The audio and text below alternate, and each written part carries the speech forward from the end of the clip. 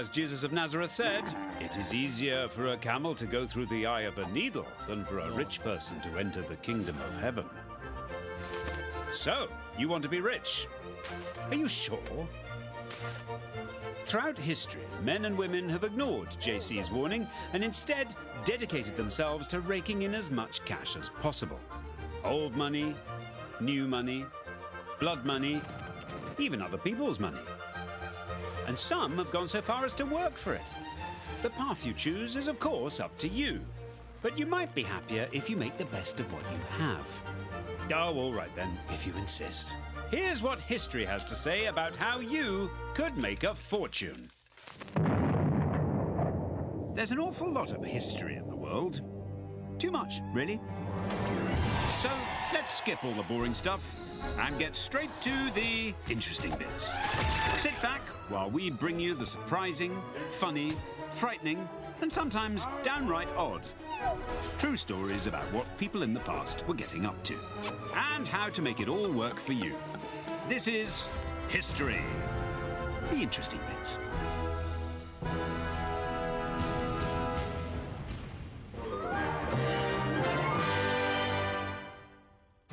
Surely the easiest way to make a fortune is to be related to one. There's nothing like being a member of an obscenely rich dynasty to give you a little leg up in the world. Generations of accumulated wealth dropping into your lap is awfully nice to have. But even that has to start somewhere. Hugh Lupus's family were among William the Conqueror's right-hand men when he subjugated England in 1066. As a reward, Hugh got land, titles, and the somewhat unflattering nickname of Le Gros Veneur, or the Fat Hunter. Your average Briton's French, being what it was, Le Gros Veneur, eventually became Grosvenor. And his descendants soon found that once you're in the wealthy club, the world offers endless opportunities to increase your fortunes. In 1677, Sir Thomas Grosvenor married Mary Davies. He was 21, she was, 12. This sounds disturbing, and is, though disturbing does not mean unusual in 17th century England. Mary had inherited around 500 acres of soggy land to the west of London, usually described as swampy meadows. But land is land, however waterlogged, and Thomas kept it for a rainy day. In 1720, London was booming, and people were flocking to what was rapidly becoming the fastest growing city on earth. Thomas's descendants started to drain and develop their bulk. Yesterday's swampy meadow became today's Mayfair, Park Lane and Belgravia, the most affluent addresses in London. And to cap it all, in the 19th century, Hugh Lupus Grosvenor was dubbed the first Duke of Westminster. The Grosvenors have remained very protective of their swamp, and the story goes that when, in the 1940s, America tried to acquire title to the land on which the US Embassy stood, another of Sir Thomas's descendants, the second Duke of Westminster, refused to sell. Unless, that is, the US handed back prime Florida real estate the family had lost in the War of Independence. The US politely declined, and ultimately moved from Mayfair to a less fashionable spot in South London, in what President Donald Trump derided as a bad deal. In fact, for most of human history, real estate has always been what real estates are built from. Old money liked to show off how much land it controlled, and keep its vulgar business dealings under wraps. Not that the aristocracy wouldn't open its doors to people who got staggeringly rich the hard way. Like German banker Jakob Fugger. Fugger created the world's first news service. He used his inside track to be ahead of events in making financial decisions. Just like a modern hedge fund analyst. Known in his lifetime as Fugger the Rich, Jakob was the man popes and kings came to when they needed cash. Not surprising, as his fortune was equivalent to 1% of the entire gross domestic product of Europe. But he was also a forerunner of the modern rich philanthropist. In 1516, he created the world's first affordable housing project, a walled town within his home city of Augsburg, in southern Germany, where workers could live debt-free for a fraction of the normal cost. Remarkably, it's still there today, operating as public housing for local residents 500 years later. Fugger's wealth saw his family accepted into Germany's titled nobility. But 300 years later, another banking family went one better. Meyer Amschel Rothschild was a legend in the 18th century banking world and personal banker to German royalty. His greatest investment, however, was his 5 sons, who he raised to take over the business. This was in an age of wars and revolutions, when moving gold and silver around the continent left it prey to every highwayman, pirate, and warring army that stumbled across it. So, each of the Rothschild's sons, known as the 5 Arrows, set up a bank in a different European capital. Being brothers, they could trust each other. So rather than ship gold between cities, they left the loot where it was and just sent credit notes to each other. This international network was a whole new and much safer way of banking, but a terrible disappointment for highwaymen everywhere.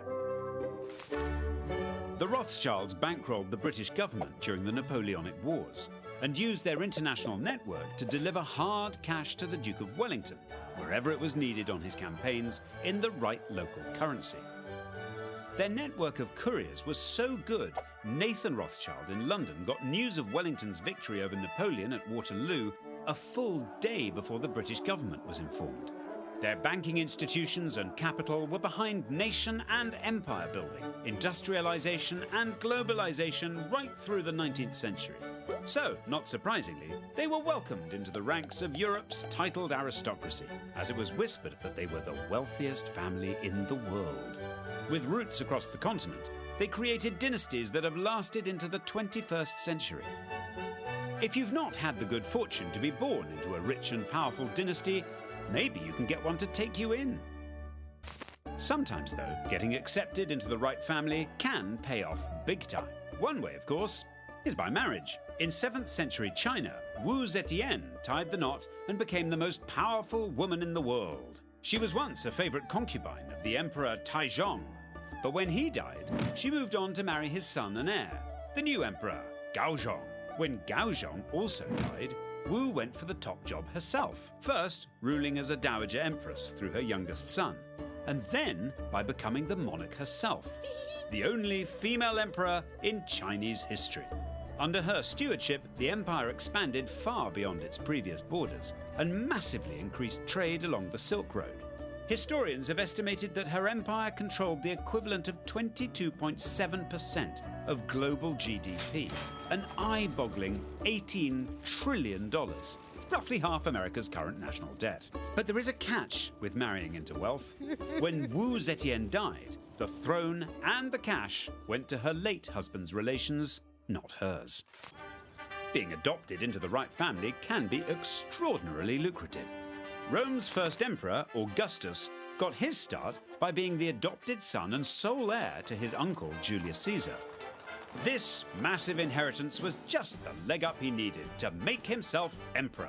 And by the time he died, Augustus's personal net worth had ballooned, at least in part, because the most valuable bit of the Roman Empire, Egypt, was now part of his personal domain.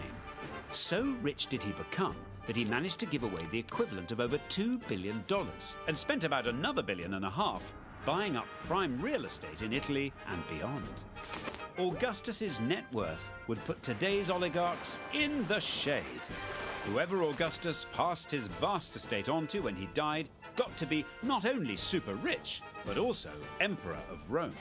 At least until the supply of heirs ran out some 54 years later, when Nero killed himself and put an end to Augustus's line. Incompetent or ungrateful offspring have long been the scourge of the ultra-rich. Just ask George Hearst. George was from poor farming stock, rough, dishevelled, and almost illiterate. He was also one of the finest business brains in American history, developing giant gold, silver, and copper mines that made him millions. Oh, and he became a United States Senator to boot. So George was well placed to give his son William opportunities he himself could only have dreamt of, and the ungrateful brat promptly set about squandering them. William got thrown out of Harvard after having chamber pots engraved with the faces of his distinguished professors delivered to their homes. Undeterred, George decided to introduce William to the family mining business. But, surprise, surprise, Daddy's boy had other ideas. When you make a lot of money, you tend to think that you've done your progeny a favor. You've made them rich. Doesn't mean that the children must follow suit. Some do, some don't. In the case of Hearst, he had his own vision separate from his father. With his son unwilling to join the mining business, George Hearst handed William a failing newspaper he'd reportedly won in a poker game. The San Francisco Examiner. And that's where William found his feet. Hearst Jr. had fallen in love with publishing during his stint on the Harvard Lampoon. He wasn't afraid of hard work, and he had a nose for a story. Within 2 years, he'd hugely increased the Examiner's circulation, and soon the money was pouring in. William was on his way to becoming one of the richest people in the world and making the Hearst name synonymous with fantastic wealth. But let's face it, most of us are not going to be given a newspaper to play with by a rich parent. So if we want to get rich, we're going to have to start from scratch.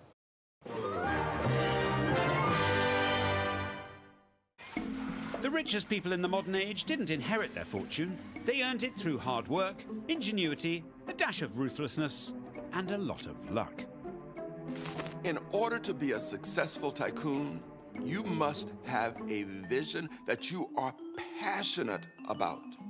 Once you realize that vision, you must be ruthless in implementing it. And you must be a workaholic. In 19th century America, George Hearst was pushing his way into the ranks of a gaggle of new tycoons who were seizing the opportunity to exploit the vast continent's natural resources. Of these self-made tycoons, one of the richest was John D. Rockefeller. His oil empire began with a modest start. He reportedly set out with ambitions to earn $100,000 and live 100 years. He far exceeded the first of those and almost managed the second. His formal business training amounted to a 10-week class in accounting and a few off-the-record lessons from his snake oil salesman father. But armed with only that, he went from selling perishable goods to creating a monopoly that at its height controlled 90% of the crude oil refining business in the United States. Americans now travel with efficient economical power, while the complex machinery that carries them is protected and lubricated with oil. And Rockefeller was the embodiment of the ruthless tycoon. He may have treated his senior managers with kindness and recognized their contribution, but he aggressively opposed unionization and did everything to destroy his rivals, making secret deals with the railroads and buying up barrels and even the raw materials to make them to be sure his oil arrived first.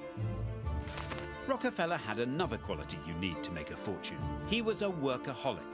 So much so that he drove himself to complete nervous collapse by 50 and lost all his body hair as a result. All that work saw his fortune grow to what today would be around $340 billion. Many of these new American tycoons would strike it rich in one business, but then diversify to build an empire. Typically, people who build wealth have to diversify to make sure it will last generations. That's why you move into other industries, so that your portfolio is not subject to the ups and downs of one industry. You have the Astors, who started out in fur and then moved into real estate. You have the Vanderbilts, who started out with steamboats and then moved into railroads. You have the Rockefellers, oil, Standard Oil, and then they diversified into other holdings. To make a fortune without coming from one, like Rockefeller or Hearst Sr., hard work and ruthlessness may well be essential, but so is the ability to spot that opportunity and seize it. A gift A.G. Gaston certainly had. The grandchild of formerly enslaved people, Gaston started by charging the other kids in his neighborhood to ride on the swing in his yard. When he got a job in a mining outfit, he saw the next big thing wasn't digging coal, but selling lunches to other miners. With the money he made, he went into the loan business. A.G. Gaston is a legendary figure in African American culture and in American history. He built his fortune in Birmingham, Alabama during segregation and the worst part of Jim Crow in America. In the segregated society of the South, Black Americans' ability to control their finances was severely restricted. Gaston realized that the widows of African American miners couldn't arrange insurance to finance their husbands' funerals. So he set up a local burial society where paying 25 cents a week secured a decent burial. He also created a wider insurance company to offer life, health, and accident insurance. A.G. Gaston saw a need within the black community, and he decided that he could fill it.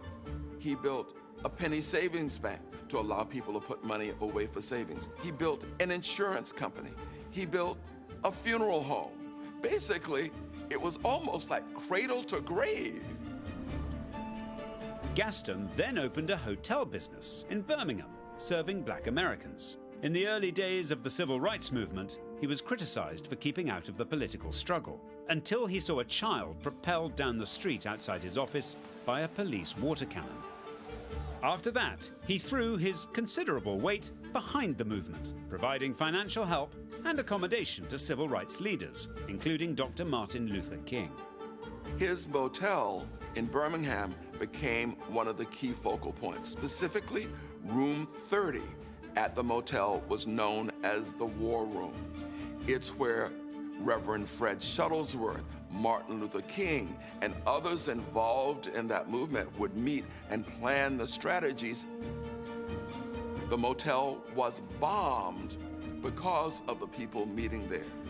But A.G. Gaston continued to let the civil rights leaders use that room because he knew that things had to change, that segregation and Jim Crow had to come to an end. When he died in 1996, his net worth was estimated to be just under $233 million in modern terms.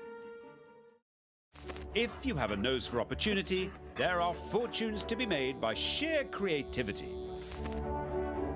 Like Gaston, Gabrielle Chanel, born in 1883, also started in childhood poverty. When she was 12, her mother died, and her father abandoned her to an orphanage and a strict convent upbringing. Not taking to nuns, she became a stage singer and acquired her nickname Coco from cocotte, the French slang for a kept woman. In 1910, aged 27, she opened her first millinery store in Paris. 2 more followed, and the rest is fashion history. In 1824, when Charles Dickens was 12 years old, his father was locked in a debtor's prison. So Dickens had to work 10-hour days in a boot polish factory, earning what would now be around $30 a week. But Charles put the experience to good use, basing some of the most famous characters in literary history on the people he met during his deprived upbringing. By the age of 24, his hit debut novel, The Pickwick Papers, was published in monthly installments, setting him on the road to riches and fame. Creative people have several ways to build wealth over time. One way is the stream of royalty payments from your work, as well as retaining ownership in your work. Think of the Dickens estate. He has been dead for years, but the books continue to sell and get published every year. When Dickens died, his estate was worth around $8 million in modern terms. More than 150 years later, his yearly book sales continue to leave many contemporary novelists in the shade. Add in the tourism opportunities and money generated by film and TV adaptations, and Charles Dickens is still contributing millions to the UK economy every year. All of which brings us back to William Randolph Hearst, who bought another struggling newspaper, the populist New York Journal. The journal was the weapon he intended to use to take on rival newspaper, the New York World, run by the legendary Joseph Pulitzer, and soon they were caught in a circulation war. For years, Hearst and Pulitzer chased each other down market in the pursuit of readers, with sensational stories about sex, crime, and graphic horror. Where once their headlines read, "Man killed in Queens," they now shouted, "Screaming for mercy!" This tabloid style became known as yellow journalism. When Hearst stole Pulitzer's popular cartoon character, the Yellow Kid, but Pulitzer wasn't beaten. He just hired another artist to join the Yellow Kid in his paper. And the fight went on. Their audience-grabbing techniques are still familiar today. Brash layouts, big illustrations, and plenty of sources. But by the early 1900s, Pulitzer conceded to people, turned his paper to its original crusade. He known for what he called his yellow series. He couldn't beat Hearst, and he certainly wasn't going to join him. So to give his reputation a little polish, he set up the most famous prize in journalism, which still bears his name today. Meanwhile, Hearst built the biggest media conglomerate in the world, with newspapers, magazines, and radio, and was soon to set his sights even higher. But if the idea of becoming a press baron, oil tycoon, or internationally best-selling author sounds just too much like hard work, there is an easier way to make a fortune, provided you're happy to play dirty.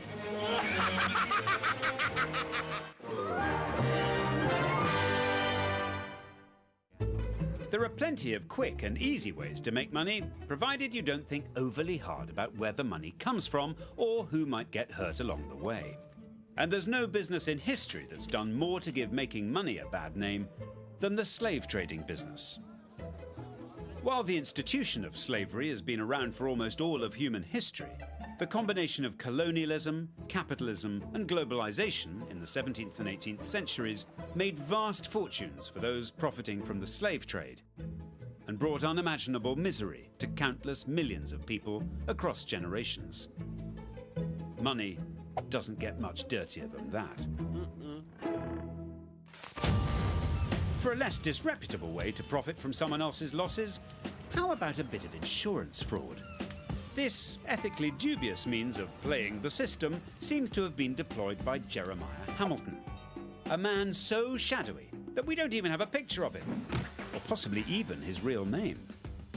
The elusive Mr. Hamilton first shows up in historical records in the late 1820s, running a counterfeit coin scam in his native Haiti. From here, it was a short step to insurance fraud. He would over-insure worm-eaten vessels and then sink them, guaranteeing him a big insurance payout. With that money, he bought land in and around New York and headed for the big time. Hamilton could now turn to an honest living, running an early kind of hedge fund. By taking a small commission on the huge amounts of money flowing through his highly successful fund, he rapidly became Wall Street's first black millionaire. And on his death, was considered the richest black man in America. Profiteering from war is another way to make money out of human misery. Ask Basil Zaharoff. The 20th century saw war on an unprecedented scale, and this made Basil very happy. Basil had many skills. He'd allegedly tried embezzling, pimping, arson, and theft, not to mention bigamy, before realizing he could use all these skills far more lucratively in the arms trade. Never one to worry overly about who was getting his wares, Zaharoff would happily set up deals to sell weapons to both sides in a conflict. This morally bankrupt technique is still remembered as the Système Zaharoff, and it made him £195,000 in commissions between 1902 and 1905. That's just under £25 million in modern terms. But it was the First World War that really made his fortune. Zaharoff brokered deals to sell weapons to the Allies that earned him a commission of over $1.2 billion. By the end of his life, he was considered an international man of mystery, an agent of death, and possibly the inspiration for James Bond's nemesis, Ernst Stavro Blofeld. His job for 50 years has been to foment wars and supply all nations with weapons of destruction. He began life a poor Greek. He is ending it one of the richest men in the world. Of course, while Zaharoff was involved in mass violence in an indirect way, there are others who prefer a more hands-on approach. Throughout history, the search for riches beyond your wildest dreams has launched many an adventurer on their way. And the discovery that those riches already belong to someone else has proved as good a motivation as any for war and conquest. In the 16th century, Spanish adventurers known as the conquistadors were busy killing and conquering their way towards the vast quantities of gold and silver the Americas had to offer. In 1533, Francisco Pizarro accepted a ransom of a 377-square-foot room filled with gold and silver to spare a captive Incan prince, Atahualpa. Not a man of his word, he had Atahualpa strangled anyway. In the mid-18th century, Britain's Honourable East India Company was doing its best to take over India with its own private army. When the Nawab of Bengal, Siraj-ud-Dowlah, sided with French merchants against the company, the company's man in India, Robert Clive, didn't just sit back and call the lawyers. He planned a coup. In October 1756, he marched with 3,000 troops on the Nawab's capital and promptly deposed him, installing a friendlier face on the throne. So friendly that the new Nawab paid Clive and his fellow company directors over £250,000 each as a bonus. Do you really want to make your fortune at the expense of your reputation and perhaps even your soul? Sadly, history suggests people are all too eager to answer that question with a resounding yes. But wouldn't it be much nicer just to find your fortune by chance?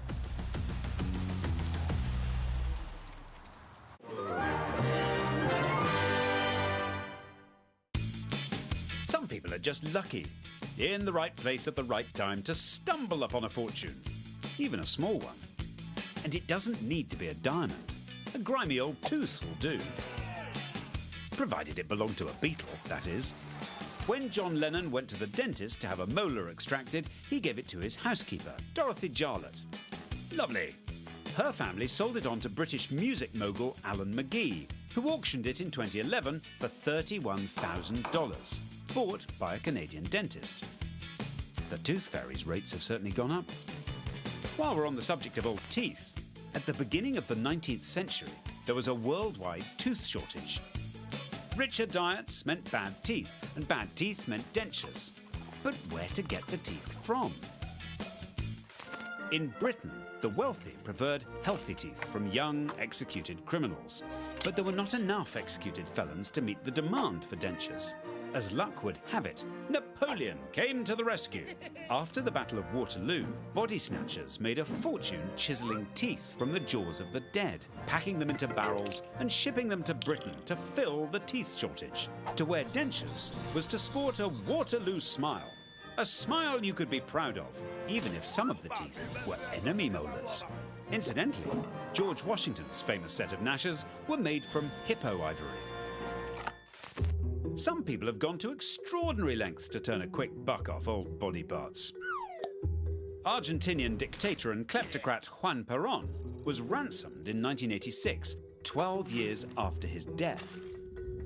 Thieves drilled into his coffin and cut off his hands with a chainsaw, for which they demanded $8 million. None of Perón's old friends coughed up what would have been the equivalent of $20 million today. And the dictator's hands have never been found. They say one man's trash is another man's treasure, and if you're savvy enough to know the difference, perhaps you could simply find your fortune in the local flea market. In 1989, a Philadelphia man spent $4 on a picture frame. When he discarded the old picture in the frame, he found an original copy of the US Declaration of Independence folded up inside, one of only 200 that were made in 1776. We hold these truths to be self-evident, that all men are endowed by their Creator with certain unalienable rights. He sold it at Sotheby's in 1991 for $2.4 million, which he probably thought was a good return, until new owners resold it 9 years later for $8.1 million. But if you can't stumble upon a fortune, perhaps you could win it. One way to get rich by getting lucky is to pick random numbers on a piece of paper. The lottery, the most widely accepted form of gambling. It started in China more than 2,000 years ago. They used it to fund public projects, much like today, including, it is believed, the Great Wall of China. And of course, the odds are very much stacked against you. But if you do win, you could be as lucky as one chap from South Carolina, who in 2018 won a staggering $1.537 billion. The biggest lottery win in all history. But be careful. Unexpected wealth can come as a shock to the system. So when people suddenly get huge amounts of wealth, right, well, it will disrupt their lives in profound ways. When we look at lottery winners, for example, we find that most lottery winners actually say years later that they wish they hadn't won, right? That their life was so distorted by this acquisition of enormous wealth that they were less happy afterwards than they were before. And while we're in the market for something for nothing, few schemes can match the here today, gone tomorrow investment crazes. Known as bubbles, and one of history's most unlikely bubbles, inflated almost 400 years ago, in the Netherlands. Everybody loves something rare, and in the mid-1600s, the Dutch, enjoying a period of unmatched wealth and prosperity, found delight in broken tulips. Bulbs that produced striped and speckled flowers. Investors moved in, and between December 1636 and February 1637, prices spiked, with the most prized bulbs, especially the rarest Semper Augustus, experiencing a 12-fold price jump, making each one worth the price of a swanky house in the best part of town.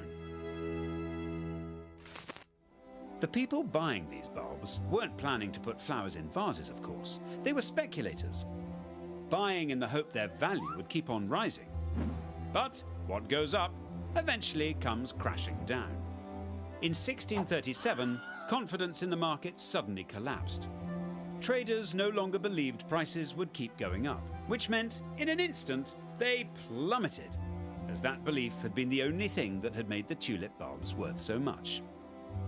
The bubble had burst. When you think about the tulip craze in Amsterdam, that was all about perceived rarity. All of a sudden, the perceived value of those tulips began to change. And all of those people who had spent money, it was gone. They were wiped out. But if you do have an appetite for risk and the steely nerve to back your hunches, you can make a fortune in the markets. Like this woman, Hetty Green, derisively known as the Witch of Wall Street. She was one of the only female financiers in America during the mid-19th century. Building a stock and property portfolio with her father, she inherited $10 million on his death and took to contrarian investing. When others sold, Hetty bought, and when they bought, she sold. At her death in 1916, Hetty was probably the richest woman in the world, leaving an estate of $100 million, just over $2.5 billion today. Yet despite this staggering wealth, Hetty was not a spender. She dressed almost entirely in black, wearing only one dress every day until it wore out. She refused to use heating or hot water, and she lived with her children in inexpensive housing in Brooklyn Heights. Whenever illness struck, Hetty looked for a free clinic to get treatment or ignored the pain till it got worse. One famous story suggests that she refused to let a doctor treat her son's injured leg, so it had to be amputated. Which just goes to show, if you make a fortune, you need a plan for what you're going to do with it. After all, money doesn't spend itself.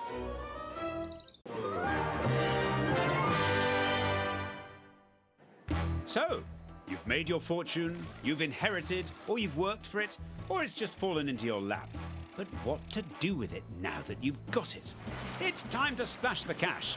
And no one ever splashed as much cash as Musa I of Mali, who was very likely the richest man ever to have lived. And in 1324, the world was about to find out just how rich when he set off on a pilgrimage to Mecca.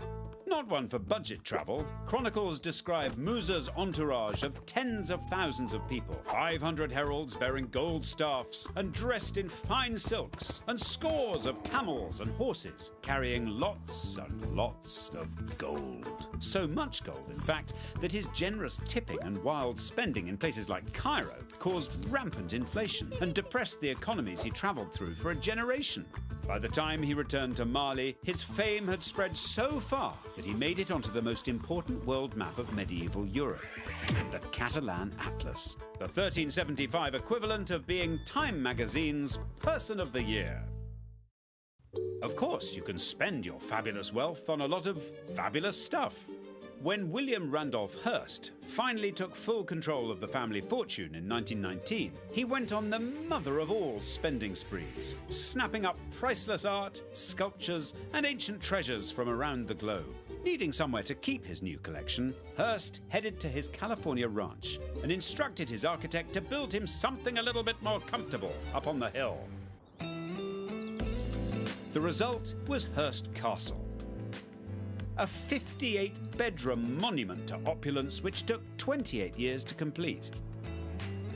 With gardens spanning 127 acres, Hearst's personal playground offered every comfort, including 60 bathrooms, should any guest be caught a little short after imbibing too much of the free-flowing champagne. Hearst isn't the only rich character to lavish his wealth on an exotic collection. In 2004, billionaire hedge fund manager Steve Cohen bought a 14-foot tiger shark. Not a live one, but one that had been turned into art and preserved in a tank of alcohol and formaldehyde by artist Damien Hirst. Called The Physical Impossibility of Death in the Mind of Someone Living, Cohen's said to have paid between $8 and $12 million for it. All very impressive, but remember, you can't take it with you. At least, not anymore. And even if you fill your tomb with fabulous treasure, eventually someone will break in and get their hands on it. And as Jesus said, it's easier for a camel to pass through the eye of a needle than a rich man to enter the kingdom of heaven. But what if you could use your money to ease those pearly gates open? In medieval Europe, Christians faced a long stretch in purgatory when they died, where they suffered for their past sins before they could go to heaven. That didn't sound like much fun, so the church offered indulgences, time off from these unpleasant ordeals in return for good deeds. But by the 15th century, the Catholic Church had started accepting hard cash instead of good deeds. So, no matter how sin filled their lives, very rich people were able to buy themselves a total remission of their sins. Effectively, a get-out-of-purgatory free card. So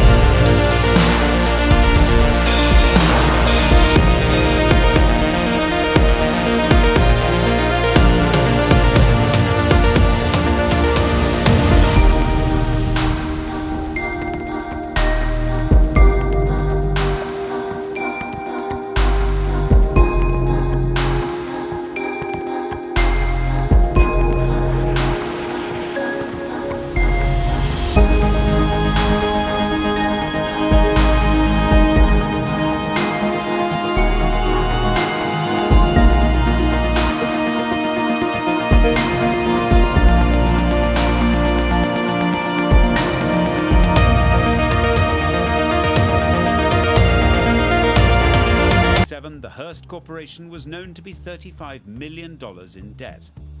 And some reports suggest it was actually more like $125 million. Hearst couldn't pay his debts, so he lost control of his company, was forced to take a humiliating pay cut, and had to sell off 20,000 items from his art collection and furniture in New York's Gimbel's department store. The sale included pulpits, precious stained glass, armor, fire screens, George Washington's waistcoat, Thomas Jefferson's Bible, and Charles Dickens's sideboard. But at least Hearst wasn't forgotten. In 1941, he inspired the lead character in the movie Citizen Kane, the debut feature from star and director Orson Welles. It was a rather unflattering portrait of a newspaper mogul who dabbled in politics and liked showgirls, and Hearst was enraged. He used all the media power at his disposal to try to suppress the film. He banned all mention of it from his papers, petitioned the studio to burn the negative, and even planned to compromise Orson Welles with a 14-year-old girl in a hotel bedroom. But while his campaign killed the film's box office, even Hearst couldn't beat history, and Citizen Kane is now often cited as the greatest film of all time. So, what have we learnt? The easiest way to get a fortune is to inherit one. Unless you can strike it lucky. Failing that, hard work, ruthlessness, and a bit of dodgy dealing can do the trick. But whether you hoard it, spend it on dead sharks, or just give it all away, one way or another, that fortune will eventually slip from your hands, and all you'll have left is your reputation. The biggest lesson about making a fortune? It's up to you to find a way to leave a legacy to be proud of. So be careful how you spend it.